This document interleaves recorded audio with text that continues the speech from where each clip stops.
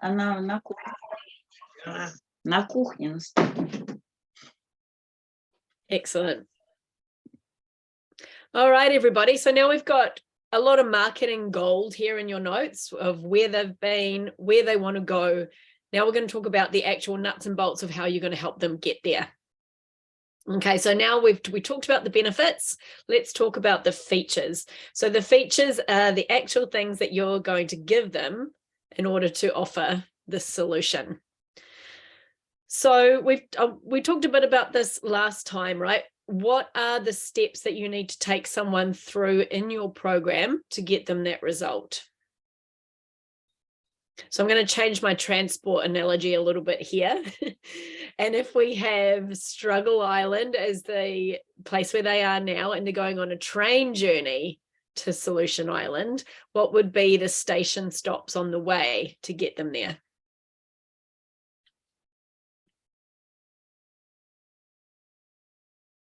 So all of these are going to be the actual recordings, the actual course modules, the chapters in your book, whatever it is that you're going to use to get them along this journey here, to get to where they need to go.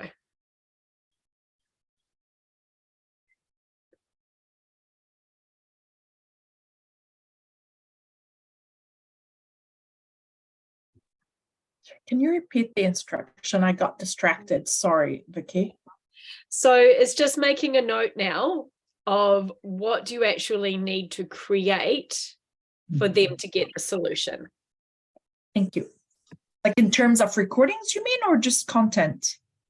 Well, it might be like topics, for example. So if you're thinking, what are those train stops? So let's use a weight loss program, for example, right? We might want to get them, give them the virtual gastric band. We might want to get them exercising more. We might want them to eat and choose healthier foods. We might want them to sleep better, to all that stuff. Thank you. Have you got a question, Olga? Or just unmute.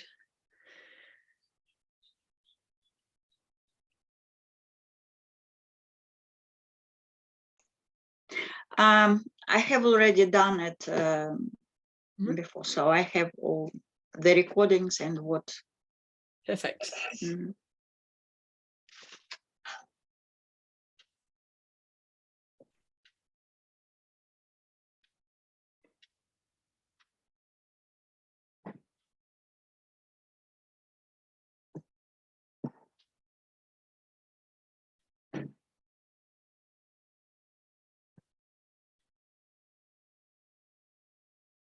So you might be making this list to plan out what you need to create, but if you're like Olga and you've already done it, you'll want to use this list because you're going to include it in your sales page when we actually talk about what they get. So you might want to just jot that down as in what are the core things.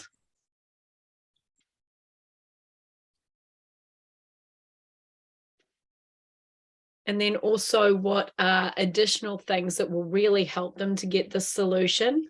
And especially as we mentioned for bonuses, things that will help them to overcome those objections that they might have.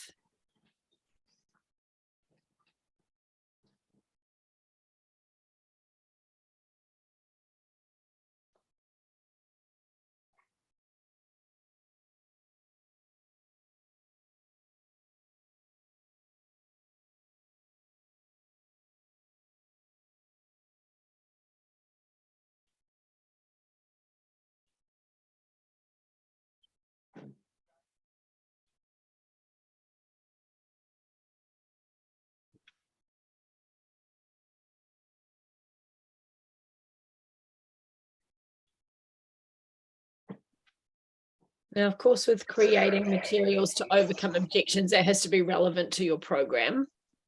So if your program, like Olga's, is around sleep, and one of their objections is around price, then you're not going to include a money mindset recording. But instead, you'll make a note of that in your sales copy to talk about the hidden cost of not getting enough sleep in regards to sick days from work, lost productivity, eating crap food. and how much you might spend on that, or store-bought coffees, those kinds of things.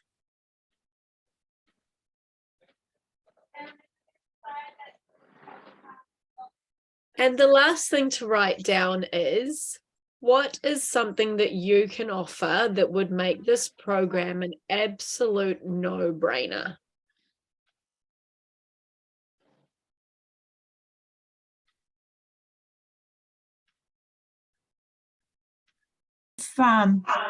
Give some examples, maybe of that, just to.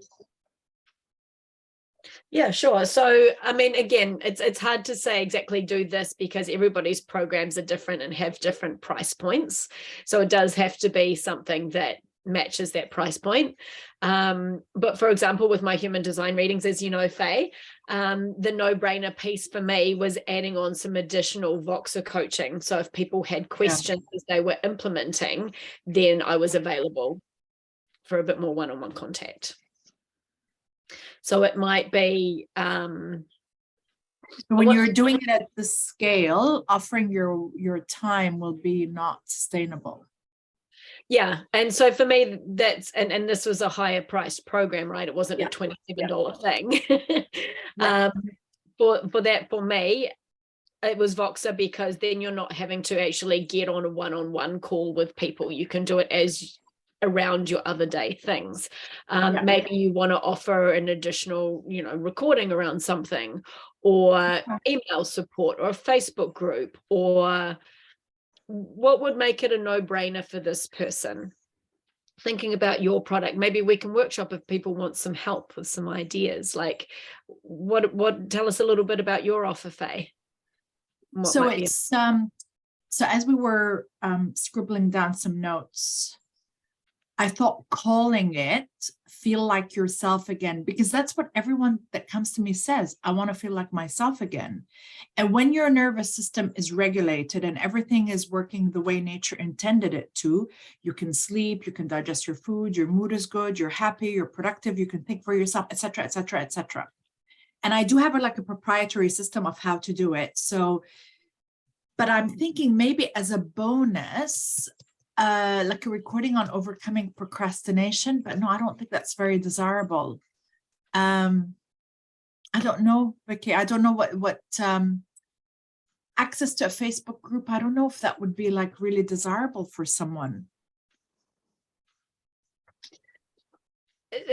Look again at those objections. Why wouldn't they purchase? So the objection is, I've tried it all. I've tried so many things. How is this any different? Right? And this is different because it's going to the core of why you're not feeling like it. So it's like root cause therapy. Yeah. So I mean, this might be something so again, bonuses can be things that we've already thought to include, but it's something that we want to highlight. So in that case, get to you might have a specific session or recording or module, which is all about getting to that root cause. And why have other things not really worked? Yeah. Okay. Yeah. So that would be a no-brainer. Yeah. Okay. Thank you. Yeah, so as I say, like the Voxer coaching, or another thing that I've seen was it was a course where the modules were dripped in over 4 weeks. Each week you got a different thing, and for those 4 weeks there was a Facebook Live every week in the group where people could ask questions. So it was like getting the momentum of people all doing this work together. With that feedback of being able to ask questions. So that was the way someone else did it. That's particularly around objections, which might be like, oh, I don't know if I can actually do it, or I never see things through, or those kinds of things of can I do this? That kind of more creating that support and that momentum with other people and accountability can be good for those kinds of things. But as you see, there's Faye's come up with, it doesn't have to be that. Thanks, Vicky. That's all right.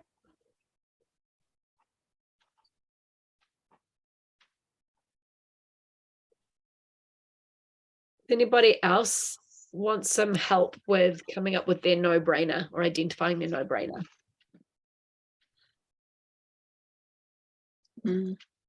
Maybe I just ask if I just offer them additional recordings, how to for a less alcohol and caffeine consumptions, like a bonus. I don't know. Maybe it will help, because it's one of the things that disturb the healthy sleep. Yep. So you could just put that in a bonus, as a bonus in your marketing. Yeah. Okay, so by now we should have a list of benefits they're going to get of doing the program, but also we should have a list of the actual tangible things that they're going to get when they sign up, right? Including the base, like the core materials that will get them the solution, plus any kind of additional and bonus things that will support that solution, and identifying that no-brainer thing that will make it really, obviously, a no-brainer for them to purchase. Yeah, is everybody feeling good about what they've got? Excellent. Okay, now deciding about the best vehicle, the best way to actually deliver these materials. So I think a lot of us from the workshop last week have decided on using Soundwise, but otherwise have a think again on what's the best way for you to actually get these solutions to your people. So whether it's a membership or a course, a one-off thing or an ongoing thing, depending on what flows for the best solution for your people and what your goals are as well, for how hands-on you want to be with something or how much time you want to put into it in the long term.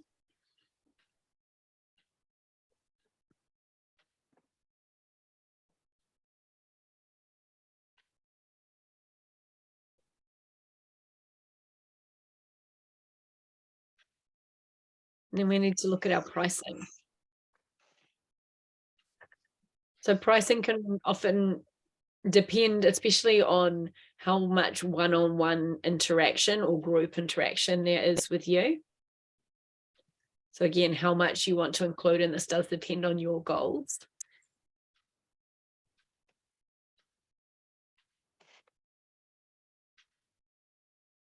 Also looking at how it aligns with the other offers that you have in your business.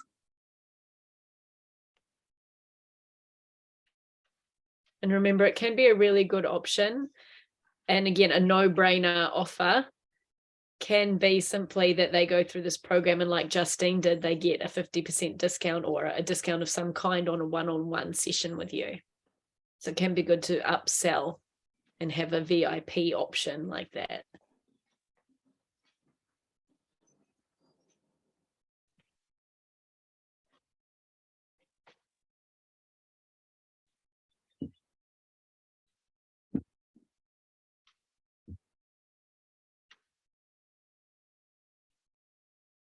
So with pricing, there are no hard and fast rules. It comes down to many different things, including, you know, your branding. Are you branding yourself as more of a high-end brand or more as something that is achievable for every man or woman? Again, the level of hands-off versus interaction with you that they receive, and how it fits into your overall business strategy. So for example, your goal for this product that you're creating is that it might be an entry-level step that people can try out your services before booking one-on-one with you, for example. So if that was the case, then you might choose to have it at an achievable price, knowing that you're going to upsell them later. Again, looking at your audience as well. What what's their disposable income like? Your pricing might be quite different if you're targeting higher level executives versus stay-at-home mums. And even which country you're targeting. So for example, if you are targeting people in the US, the prices tend to be a lot higher than if you're targeting people in New Zealand, as a general assumption.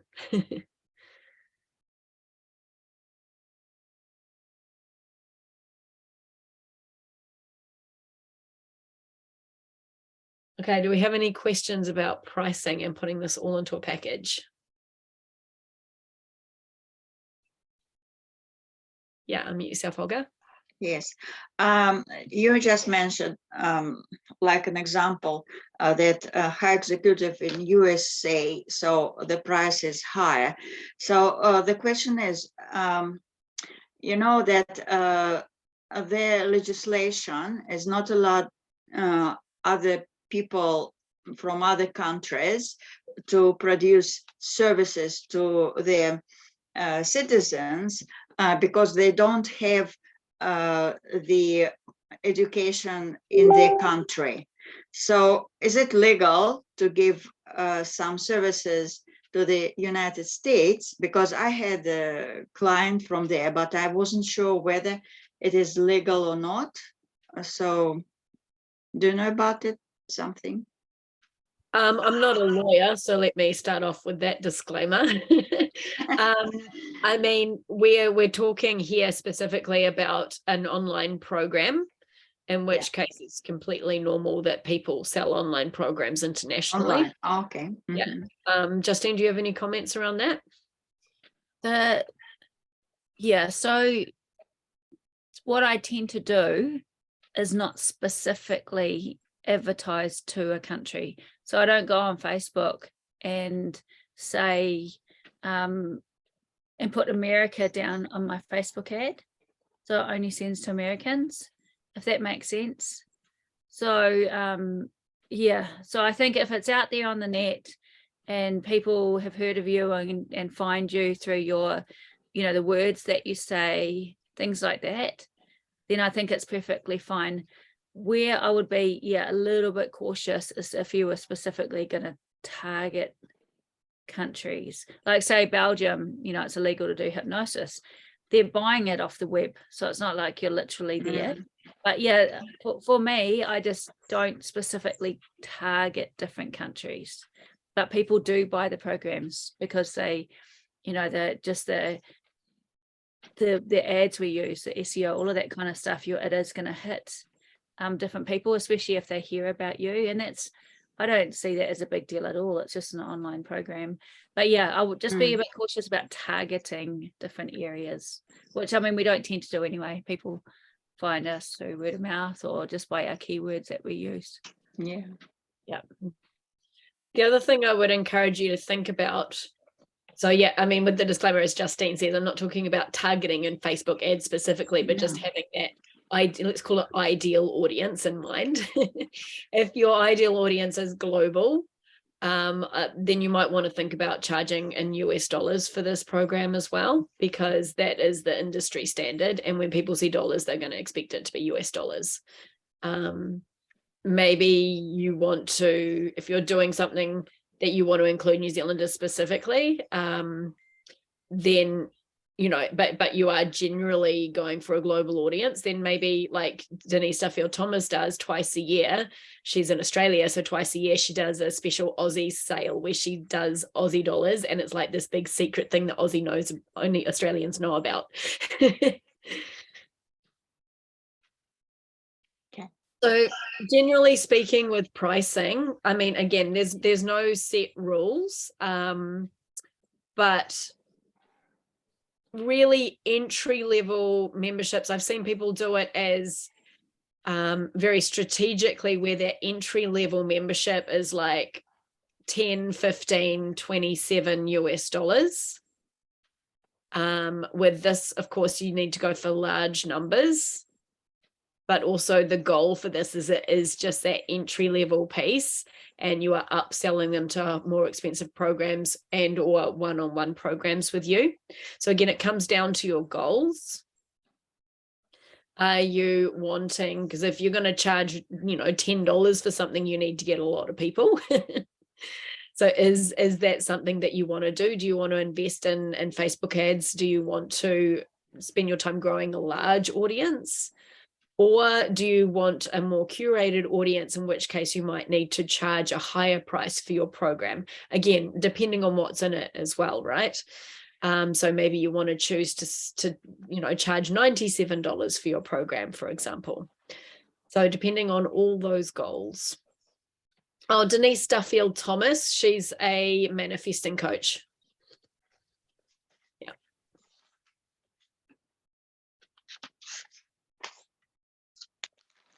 Okay. Does anybody have any questions or want any help with packaging and pricing? Yes, Vicky, can I ask a question? It's Nora. Hi, Nora. Hi. With pricing, can I ask,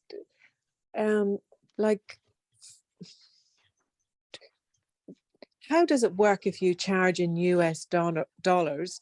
Do we have to go through then like a middleman that converts it? Like I find myself that when it's in US dollars, yes, I accept that, but I really want it to be in New Zealand dollars.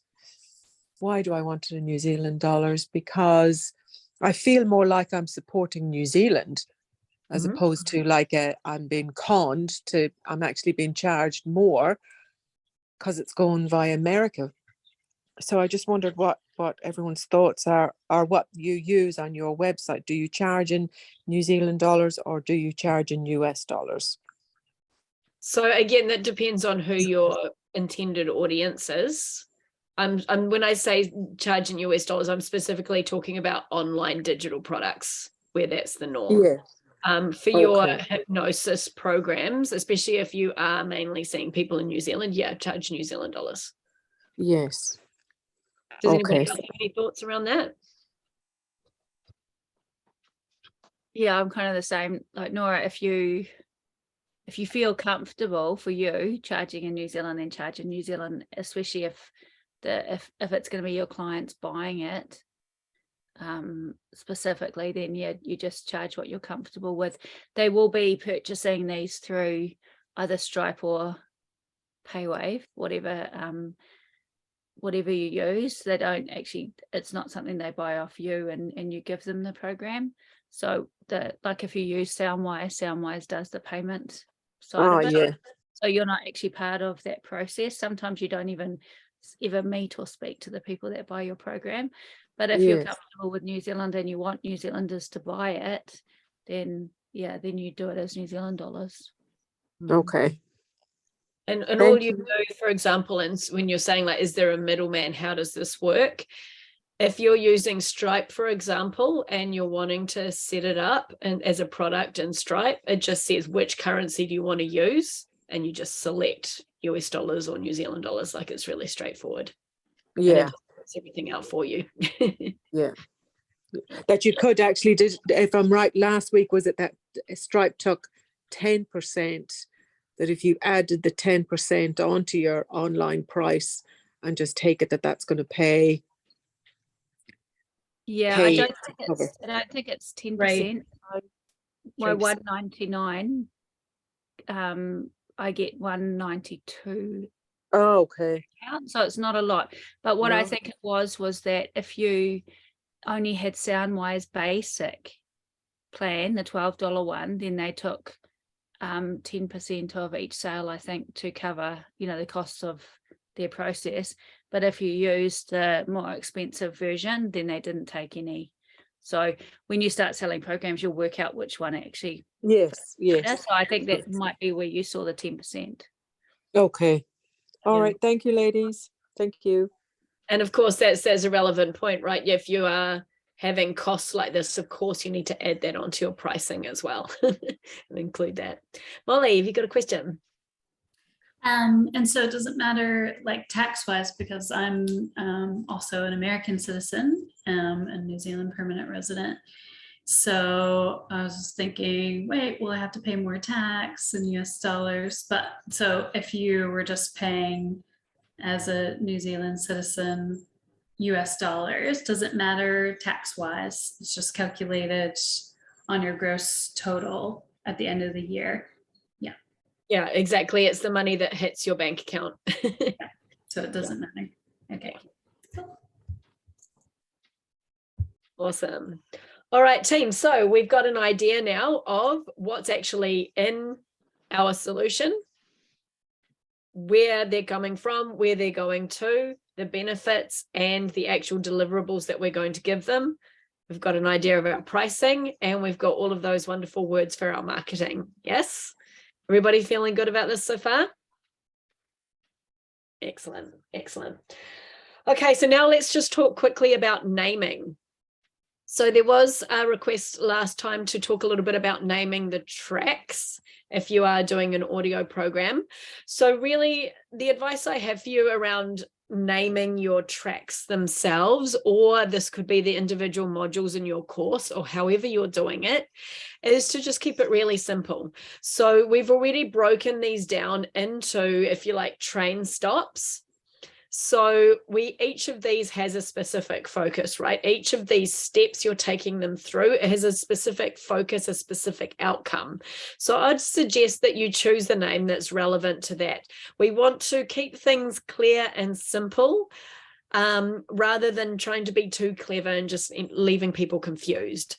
So yeah, I would keep it really simple. Often if you are doing recordings, like we've got Hypnosis New Zealand scripts and things like that you might be using, they've already got quite good names on them. So, you know, keeping it simple with what it might be about, like the cleansing waterfall, right? The garden of flowers, the virtual gastric band session 1, things like this. Not so sexy perhaps, but it keeps it really clear for our people.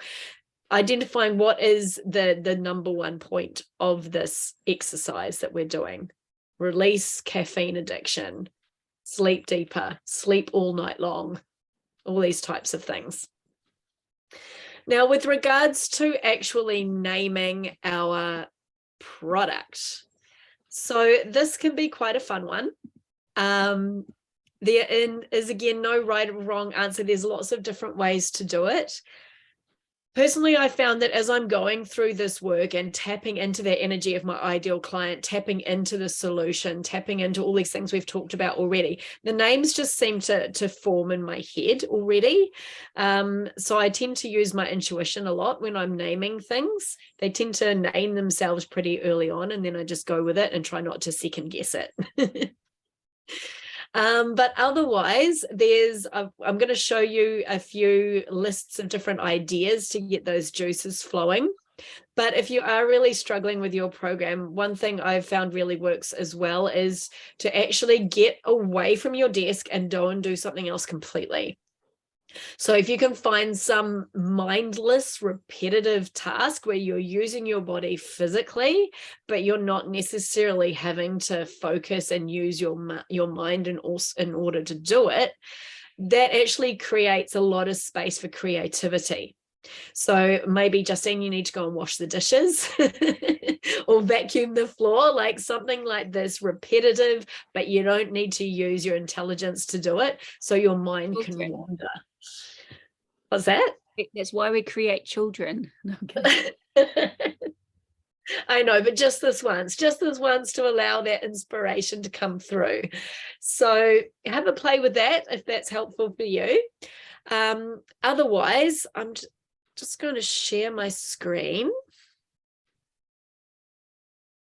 Oh, it's not coming up with my thing there. Sorry. I won't share my screen one sec because it's not wanting to pull it up for me. Hang on a second. Let's just do a quick show of hands. Who here has already got their name all sorted out? And who has no clue? Okay, all right. Let's see how we can workshop this. So when it comes to naming, all right.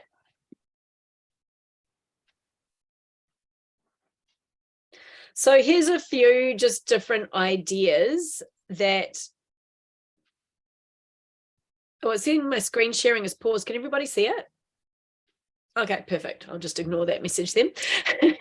So with names, there can be a few different ways that we want to do things. We want to maybe, again, it depends on what you're doing. If it's like a one-off thing or if it's an ongoing membership style thing, then there's different types of names that you might be inspired to use. So, you might want to use some of these juicy words like lounge. So self-love lounge, for example, sleep lab, abundance hub. I'm just throwing stuff out there, but you get the idea. So there's ideas that you can do here. You can create a sense of community by using words like builders, insiders, pros, friends, heroes, rock stars, those kinds of things. You might want to include that sense of community, especially if there's a membership there, by using words like circle or society, alliance, squad, family, gang. Or these other words here are more relating to the type of product that it is, like a mastermind. You've got words like premium and gold, incubator, like we have with ours, content accelerator, solution, so the sleep solution. So keeping it with a bit of fun, a bit of interest, but also that it is not too fancy. So people are actually clear about what it is that you're delivering them, what it is that you're working on. What can be good to use as well is alliteration. So like sleep solution, where the first letters of the words repeat themselves. So having a bit of a play with these kinds of things as well. Other ways that you can do it is looking at that island A, the struggle island and the solution island, and maybe bringing some of the words from those into it. For example, one of the programs I've done in the past, which was about getting more clients, it was called Crickets to Customers. So you might want to do, let's see. I don't know, what have we got? Stressed to still. I know that's a stupid example, but I'm just trying to come up with ideas with the same letter. But, this to that. Or you might want to focus on the solution, right? So the wellness solution, right? They want wellness. They're stupid examples, but top of my head, you get the point. Or you might want to focus on the problem and say like the stress solution. Justine, you're laughing. So there's all sorts of different ideas and ways that we can come up with different names. So who here is struggling a little bit? Let's see if we can do a bit of workshopping and see what we can come up with. I was going to say I had funny ones coming to mind. I see why you're laughing. I'm not sharing.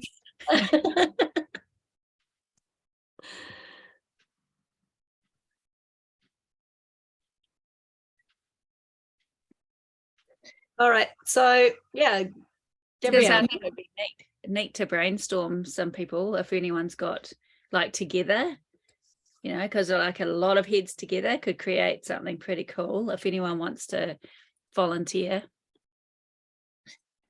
Gabrielle, did you have your hand up?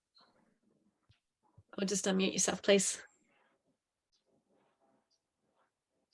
Yes. So I'm looking at someone who's really stressed. Could their emotions are spilling out a lot in ways they feel they can't control. They might be crying all the time. They might be yelling at their kids. They're feeling really tight in their chest and restricted.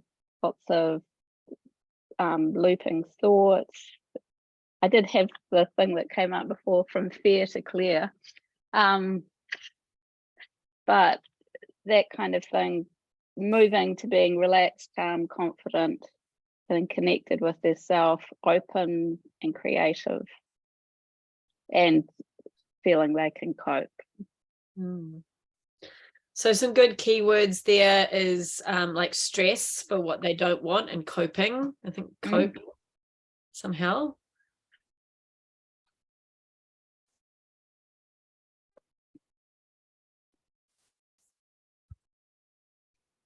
What else? Yeah, I'm not getting the alliteration, and yeah. Have a look. There's I often jump on a website called Word Hippo, which is like a thesaurus. So And I'll put in the word and then I'll just scan through and it gives all these different alternatives. You might find something to get your juices flowing on there. You could, let's say, I mean, creative coping solution or creative coping. Something. I like the word lounge. Something that not de-stress lounge, but Yeah, it's got a de-stressing feeling just to lounge, doesn't it? lounge, but something lounge, or so when they turn that recording on, it's like chilling out. Yeah. Freedom lounge. People always say, hey, that's what I've noticed with my clients. The number one word they say that they want is to feel free. Mm. I might word hippo out, like you said, Vicky, while you guys are looking at the word stress.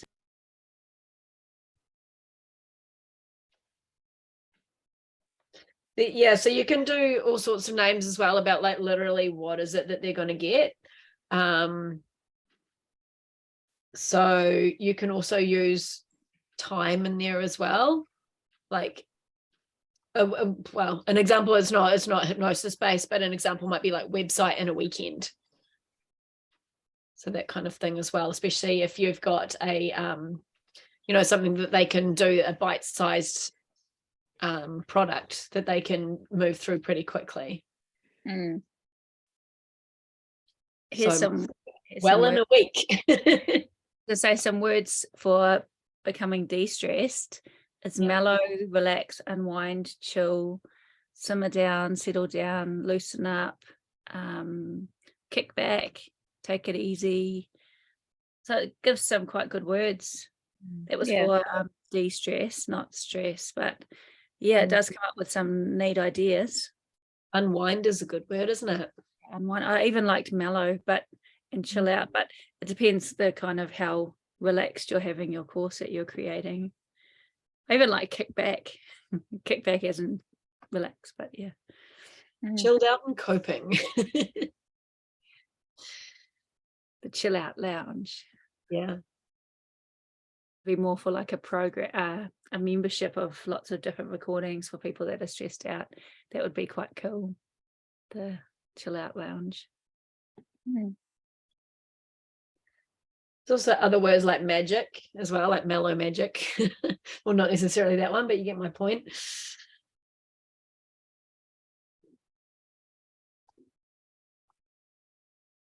Or you could even just call it one word. Instead, you could just call it unwound.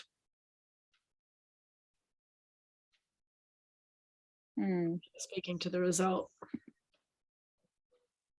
There's another one that we can play with. The chill solution. I like that, Faye. I've got one. Yeah.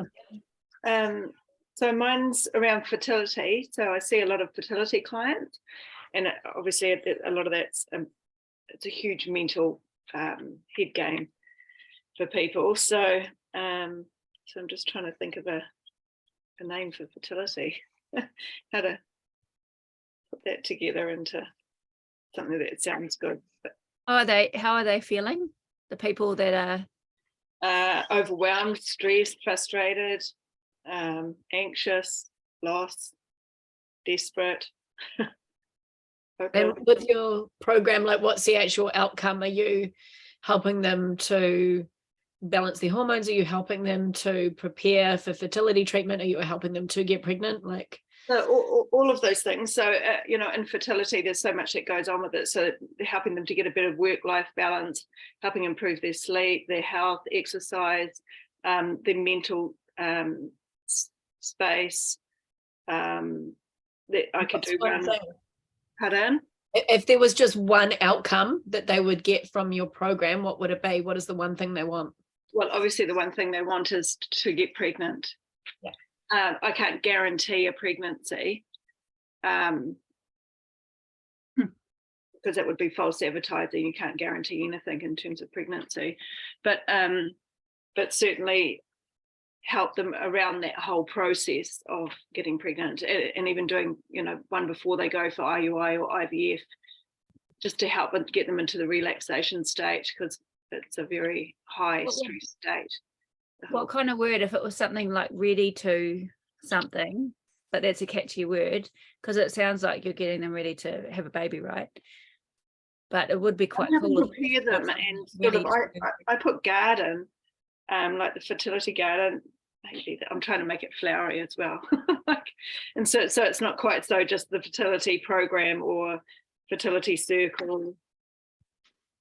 Fertile ground. Fertile ground.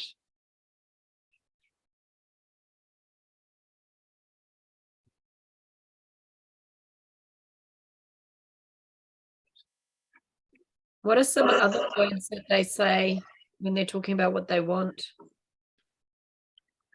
Well, and it's about connection, isn't it? So maybe the fertility connection. Oh, that's cool. Yeah, because that you are helping them to connect all of the areas which can affect fertility, right? As well. Yeah, maybe that's it. But It came up with with like sexual that. potency. Pardon? I put it in there and it came up with sexual potency, and I'm like, yeah, or red-bloodedness. I'm thinking, I think you've got a little bit wrong word here, or word Hippo.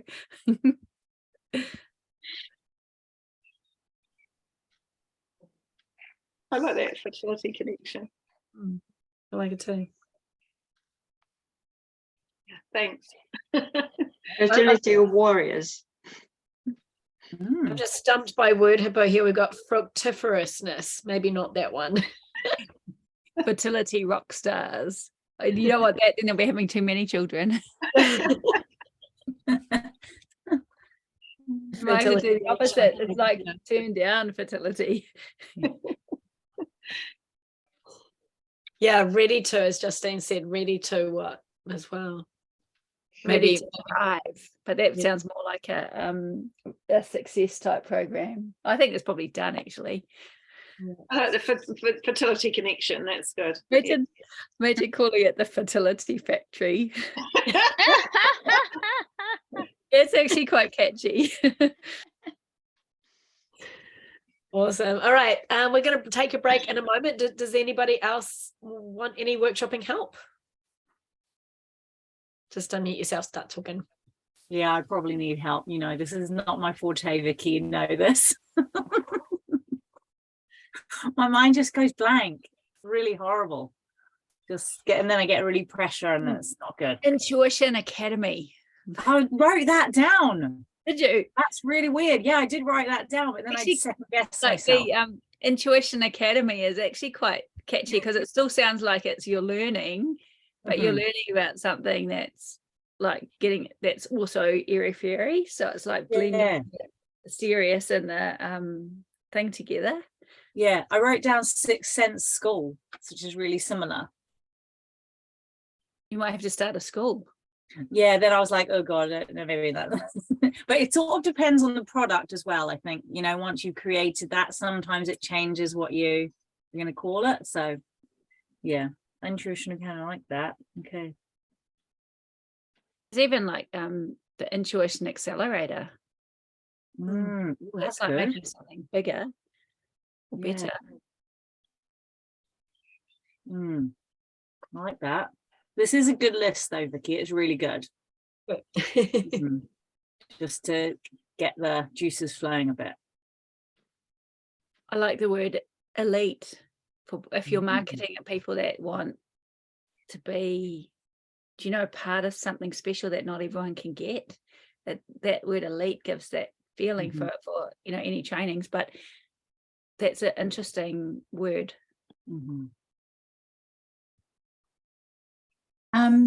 Feel like yourself again. Isn't it like a bit too wordy and not punchy enough? Like, shouldn't it be a little bit shorter? Sorry? I think you need more punch. A lot more punch, right? Because when you feel like yourself again, you feel whole, right? You feel complete. You feel like yourself. I just don't know what to call it. It could be something like permission to be you. Oh, yeah, that's more punchy. Or just be you. Be you, beautiful be the beautiful you. No. I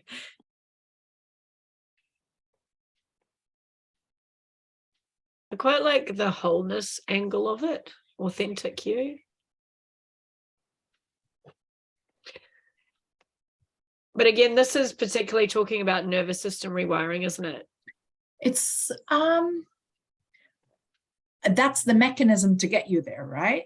Like that's the unique mechanism. But like people aren't going to be searching regulate my nervous system. They'll probably be searching like I want to feel like myself. I want to feel whole. I want to feel other things that they tell me is calm and happy. I want to feel energized. But you've got to think though, Faye, your audience might not really want catchy.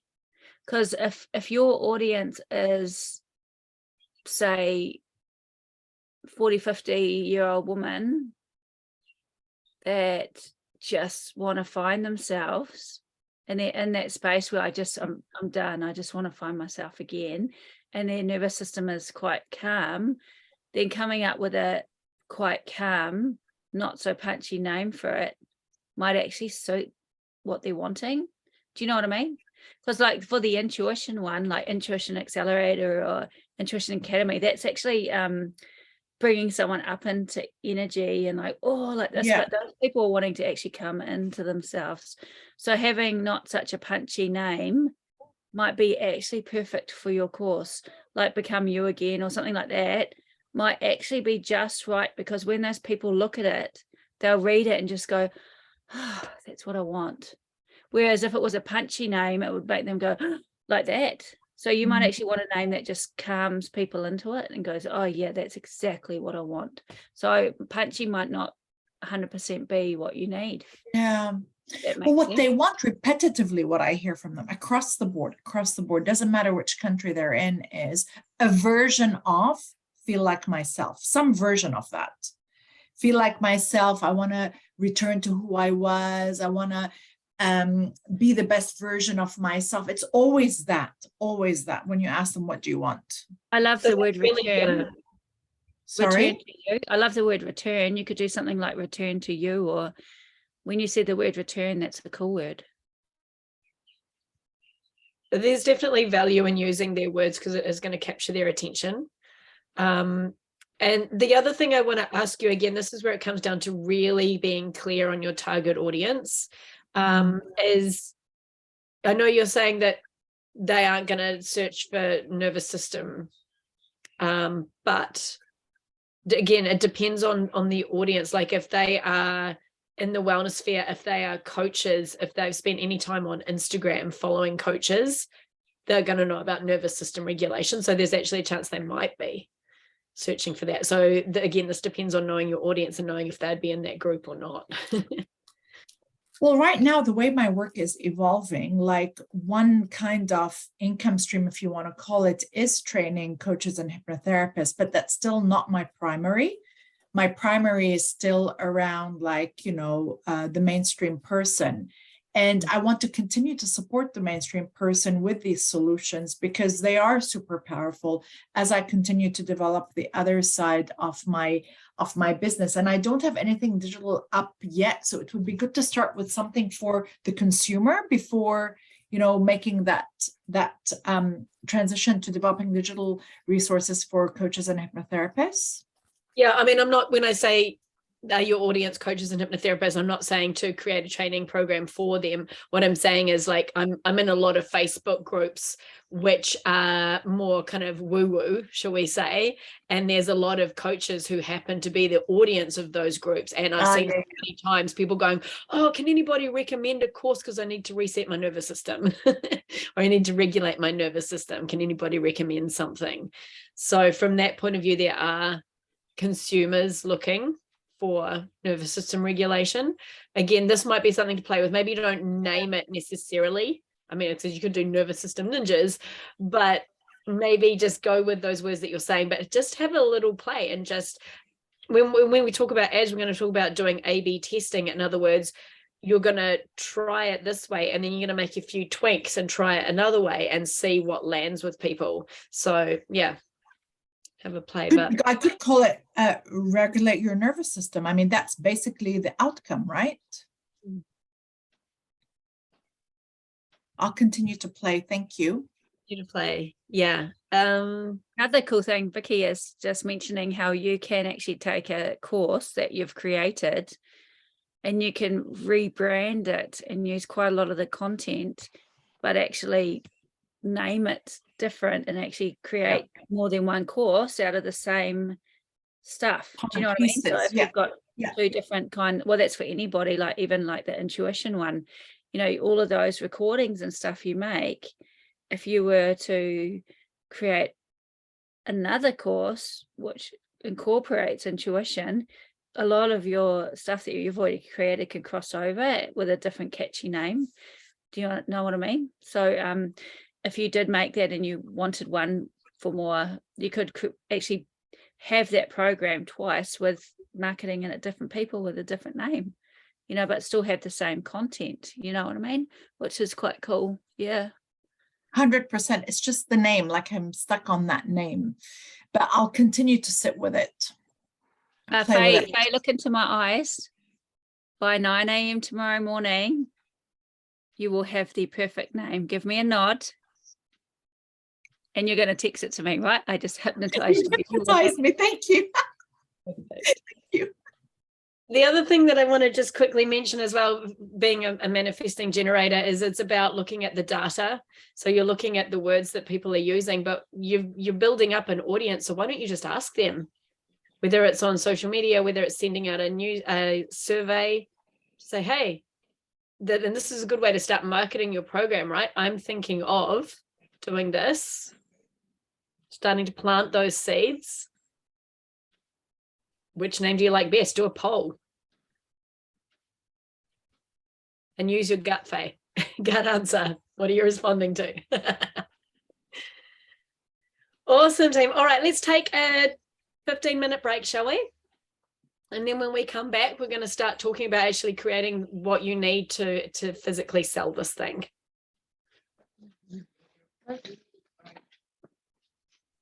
That was very cool. Awesome. Thank you.